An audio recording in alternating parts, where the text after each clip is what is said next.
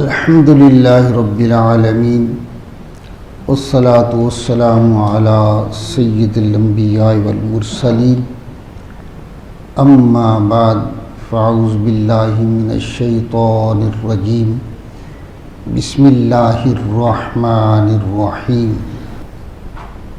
وَلِسُلَيْمَانَ الرِّيحَ عَاصِفَةً تَجْرِي بِأَمْرِهِ إِلَى الْأَرْضِ الَّتِي بَارَكْنَا فِيهَا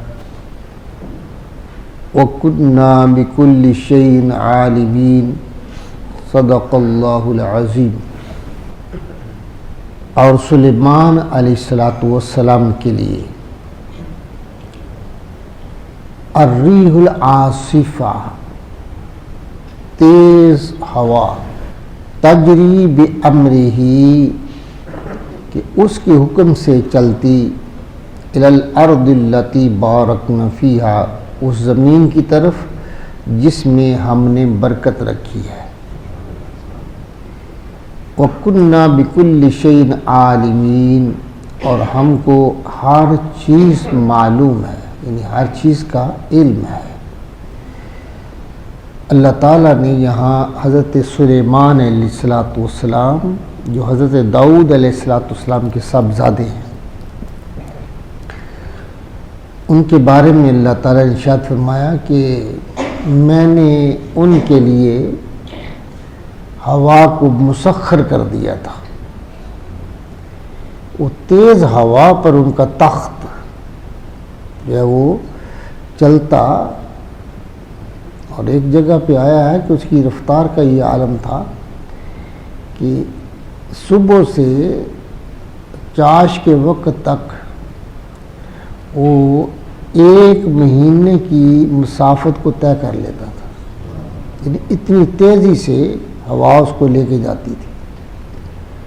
اور اسی طرح شام کو عصر سے مغرب تک وہ پھر ایک ماہ کی مسافت طے کر لیتا تھا۔ اس کی طرف اللہ تعالیٰ، اور صرف آپ ہی نہیں تھے، آپ کے ساتھ آپ کے دوسرے وزراء وہ بھی چلتے تھے۔ اور اللہ تعالیٰ ارشاد فرماتے ہیں کہ یہ جو یہاں ارض التی بارکنا فیہا، اس کے بارے میں کہ یہ کون سی زمین ہے جس میں اللہ نے برکتیں رکھی ہیں، تو یہ شام کی زمین کے بارے میں ارشاد فرمایا۔ شام کی زمین جو ہے اس کے بارے میں یہاں بعض لوگوں نے کچھ دھوکہ دینے کی کوشش کی ہے، اور انہوں نے کہا کہ سلیمان علیہ السلام کا جو نا کافی کاروبار تھا مختلف علاقوں میں، اس لحاظ سے انہوں نے ایک بڑی بیڑا بنایا ہوا تھا۔ حالانکہ قرآن اس کی تائید نہیں کرتا ہے، قرآن اس کی تائید نہیں کرتا، وہ تو ہوا کی بات کر رہا ہے۔ یہ دریاؤں کی بات ہی نہیں ہے، سمندروں کی بات ہی نہیں ہے، وہ تو صاف لفظ ہیں، صریح لفظ ہیں، کوئی اشارے کنائے میں یہ تو بات ہی نہیں ہے، بڑی صاف بات ہے۔ اللہ فرماتا ہے ہواؤں، جو تیز ہوائیں ہیں ان کو میں نے اس کے لیے مسخر کیا ہے، یہاں کسی قسم کا کوئی شبہ وارد ہونے کی ضرورت نہیں ہے۔ اور آج آپ دیکھ رہے ہیں کہ آسمان کے اوپر ہوائی جہاز چل رہے ہیں۔ اگر آپ ایک سائنسدان جو ہے وہ ایک تیزی سے ایسا جہاز تیار کرتا ہے کہ فضا کے اندر اڑتا ہوا آپ کو نظر آتا ہے، اور آپ کے لیے سفر کا اور آرام دہ سفر کا باعث بھی بنتا ہے، تیز سفر کا باعث بھی بنتا ہے، اگر ایک عام سائنسدان جو ہے اس کے اندر یہ پہنچ ہے، تو حضرت سلیمان علیہ السلام کو تو اللہ نے نبوت کی قوت عطا فرمائی تھی، ہاں جی، اور وہ تو معجزانہ طور پر یہ جو معجزہ تھا آپ کا۔ اللہ تعالیٰ ارشاد فرمانے ہیں وَكُنَّا بِكُلِّ شَيْءٍ عَالِمِينَ، کہ ہم ہر چیز ہمارے علم میں ہے۔ وَمِنَ الشَّيَاطِينِ مِنْ يَخُوصُونَ لَهُ وَيَعْمَلُونَ عَمَلًا دُونَ ذَلِكَ وَكُنَّا لَهُمْ حَافِظِينَ، اور شیطانوں میں سے جو ان کے لیے غوطہ لگاتے ہیں، کن کے لیے؟ سلیمان علیہ السلام کے لیے، کیونکہ اللہ تعالیٰ نے جنوں پر بھی آپ کو قابو دیا تھا، تو وہ کیا کرتے تھے، سمندر کے اندر غوطہ زن ہوتے، وہاں سے ہیرے جواہرات وہ وہاں سے نکالتے تھے ان کے لیے. اس کے علاوہ بھی دوسرے کام بھی وہ سارا انجام دیتے تھے. اللہ فرماتا وَكُنَّ لَهُمْ حَافِظِينَ، اور ہم انہیں روکے ہوئے تھے، ہم انہیں روکے ہوئے تھے ان کی خدمت کے لیے. اور یہ بھی اللہ تعالیٰ سلیمان علیہ السلام کو کمال عطا فرمایا تھا. سلیمان علیہ السلام جب بھی نماز پڑھتے تو ایک روایت میں آتا ہے کہ ان کے سامنے ایک درخت آ جاتا ہے. آپ اس سے سوال کرتے تو کس چیز کا درخت ہے، کس بیماری کا علاج ہے، تو وہ اپنی زبان سے بتاتا انہیں کہ میں فلاں میرا نام ہے اور میں فلاں بیماری کے لیے ہوں، تو آپ اس کو لگا دیتے. ایک دن ایک درخت آیا تھا، آپ نے پوچھا تو کون ہے، انہوں نے کہا میں بربادی کا ہوں. میں کس کی بربادی، کہنے لگے اس گھر کی بربادی کے لیے. آپ سمجھ گئے، آپ نے اللہ کی بارگاہ میں دعا کی، باری تعالیٰ میری موت کا ان جنوں کو پتہ نہ چلے، ورنہ لوگوں کے اندر یہ بات مشہور ہو جائے گی کہ جنات جو ہیں وہ غیب کا علم جانتے ہیں، تو تیرے سوا تو غیب کا علم کوئی نہیں جانتا، لہٰذا یہ میری موت کے لیے علم نہ ہو. تو روایت میں آتا ہے کہ انہوں نے ایک آسا لیا اور یوں اس پہ ٹیک لگا کے کھڑے ہو گئے. تقریباً 1 سال تک، کتنا، 1 سال تک آپ کا وصال ہو چکا تھا اور اس پہ ٹیک لگائے بولو کھڑے تھے. اور پھر 1 سال کے بعد، اور وہ آپ کی نگرانی میں کام، جنات جو ہیں وہ دن رات کام میں مصروف تھے. پھر اللہ کی حکمت کہ اس چھڑی جو ہے جو اس کو سینکنے جو ہے نا وہ اس کو اندر سے کھوکھلا کر دیا اور وہ ٹوٹ گئی. سلیمان علیہ السلام گر گئے. پھر جنوں کو پتہ چلا کہ آپ کا وصال ہو چکا ہے. تو یہ ہے کہ آپ بتائیں کہ موت کے بعد کتنے دن جو ہے وہ بندے کا جسم جو ہے وہ جو ٹھیک رہتا ہے. ظاہر ہے اس پر سردی گرمی کے عوامل بھی آئے ہوں گے، ہاں جی، آندھیاں بھی چلی ہوں گی. تو یہ نبی کا جسم ہے، یہ نبی کا جسم ہے کہ جو اتنے تغیرات موسم کے باوجود بھی اللہ اس کو 1 سال تک زمین کے اوپر سلامت رکھ سکتا ہے. تو وہ رب قبر کے اندر بھی قیامت تک سلامت رکھ سکتا ہے. انبیاء کی جو ہے نا اجسام ان کو مٹی نہیں کھاتی ہے. دیکھو نا کہ اس لکڑی کو تو کھایا ہے، اس لکڑی کو، لیکن آپ کے جسم پر کوئی تغیر نہیں آیا. تو یہ اللہ تعالیٰ نے حضرت سلیمان علیہ السلام کو کمال عطا فرمایا تھا کہ سال بھر ان کی نگرانی میں وہ زندہ سمجھتے رہے. اسی لیے کہ بعض لوگ یہ سمجھتے ہیں کہ یہ جو جنات ہیں یہ غیب کی خبریں دیتے ہیں، اور بعض عامل جو ہے نا وہ ان سے مدد لیتے ہیں، یہ شیطان ہوتے ہیں. بعض صحیح خبر دیتے ہیں، 100 میں سے 2-4، تو بندے کا اعتقاد بن جاتا ہے یہ بات صحیح ہے. اور پھر کیونکہ ان کا کام تو لوگوں کے اندر فساد پھیلانا ہوتا ہے، ان کا کام کیا ہے، لوگوں کے اندر فساد پھیلانا ہوتا ہے. اور وہ جو ہے نا 90 سے 95% وہ غلط آ کے بتا دیتے ہیں اور لوگوں کے اندر فساد پھیلا دیتے ہیں. ایسے عمل جن کے پاس یہ شیطان ہوتے ہیں، تو ایسے پہ جو ہے نا یہ یقین کرنا یہ ٹھیک نہیں ہے، اور شرعی طور پہ بھی ایسے لوگوں کے پاس جانا ٹھیک نہیں ہے. وَأَيُّوبَ إِذْ نَادَىٰ رَبَّهُ إِنِّي مَسَّنِيَ الضُّرُّ وَأَنتَ أَرْحَمُ الرَّاحِمِينَ. اور ایوب علیہ السلام کے واقعے کو یاد کریں کہ اذ نادا ربہ، جب انہوں نے اپنے رب کو پکارا. کیا؟ انی مسنی الضر، کہ باری تعالیٰ مجھے تکلیف پہنچی ہے، مجھے تکلیف پہنچی ہے. وَأَنْتَ أَرْحَمُ الرَّاحِمِينَ، اور تو سب سے زیادہ رحم فرمانے والا ہے. تو سب سے زیادہ رحم فرمانے والے.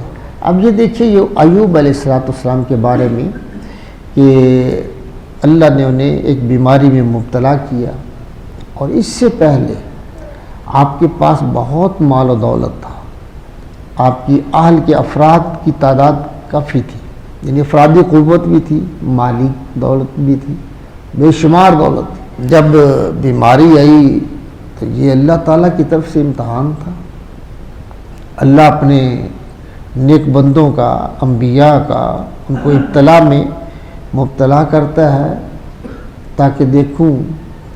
اور یہ بات یاد رکھیں، جتنی تکالیفیں آتی ہیں مومن کو، اس سے اللہ تعالیٰ ان کے درجات کو بلند فرماتا ہے. وہ صبر کرتا ہے، اللہ تعالیٰ اس صبر پہ اسے اجر عطا فرماتا ہے. اور جتنا کوئی اللہ کے قریب ہوتا ہے اس کا امتحان بھی اتنا ہی سخت ہوتا ہے. انبیاء کا سب سے، حضور نے ارشاد فرمایا، انبیاء کا سب سے زیادہ سخت جو ہے امتحان ہوتا ہے، پھر نیک صالح لوگوں کا، پھر جو ان سے تعلق رکھتے ہیں. اب یہ بات ہے کہ آپ نے تقریباً کوئی 4 سال بتاتا ہے، کوئی 5 سال بتاتا ہے، کوئی 7 سال کا عرصہ بتاتا ہے کہ جس میں آپ مبتلا رہے، لیکن اس کے باوجود آپ کی زبان سے کوئی شکوہ شکایت نہیں آئی، کوئی شکوہ شکایت نہیں آئی، اور آپ کا ادھر خیال بھی نہیں گیا کہ میرے جسم کے ساتھ کیا ہو رہا ہے. اس کے باوجود اللہ کی حمد اور اللہ کی تسبیح و تحلیل ان کی زبان پہ جاری رہی، ان کی زبان پر جاری رہتی تھی. اب کیا ہوا کہ ایک دن اللہ تعالیٰ کی بارگاہ میں صرف یہ دعا کی ہے، بھائی چلو مجھے تکلیف پہنچی ہے اور تیرے سے زیادہ تو رحم کرنے والا کوئی بھی نہیں ہے، تیرے سے زیادہ رحم کرنے والا کوئی نہیں ہے.